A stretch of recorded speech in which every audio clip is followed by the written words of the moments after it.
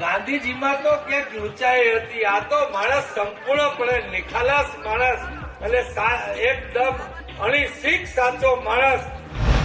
કોંગ્રેસ નેતા ઇન્દ્રનીલ રાજ્યગુરુ, જેઓ રાહુલ ગાંધીની મહાત્મા ગાંધી સાથે તુલના કરવા ગયા તો પ્રશંસા, પણ એક શબ્દને લઈ છેડાયો છે વિવાદ.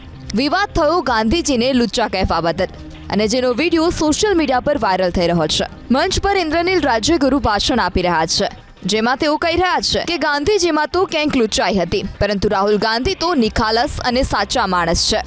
ગાંધીજીમાં તો ક્યાંક ઊંચાઈ હતી. આ તો માણસ સંપૂર્ણપણે નિખાલસ માણસ અને એકદમ અણિસીક સાચો માણસ, જેને પપ્પુ ઠેરવવાનો પ્રયત્ન કર્યો ને એના માટે અબજો કરોડો રૂપિયા વાપર્યા અને એ અડાગ લઈને લડ્યા, અને આજે દેશ એને સ્વીકારે છે કે નહીં, માણસ બરાબર છે.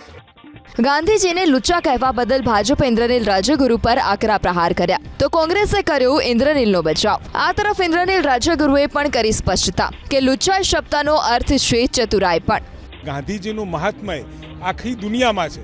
એને વિશેષ સ્થાન આપવા માટે સરદાર પટેલના સ્ટેચ્યુ પછી વિદેશથી આવતા લોકો માટે પણ ગાંધી આશ્રમ એક ખૂબ મોટું સ્થાન બને એ પ્રકારનો પ્રયત્ન કરી રહ્યા છે. અને હવે ગાંધીજીને પણ નહીં બક્ષવાવાળી આ કોંગ્રેસ છે, છેલ્લા પાટલે ઉતરી આવી છે. ઇતિહાસમાં ગાંધીજી વિશેના પુસ્તકો લખાણા છે.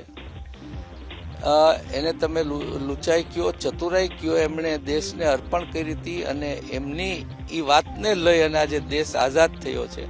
રાહુલ ગાંધી એટલી જ મજબૂતાઈથી ને એટલી જ નિષ્ઠાથી લડવા નીકળ્યા છે, અને કરોડો ને અબજો રૂપિયા એમને બદનામ કરવા માટે નરેન્દ્ર મોદીજીએ વેડફા, અને છતાંય એ માણસ અડગ રહ્યા છે.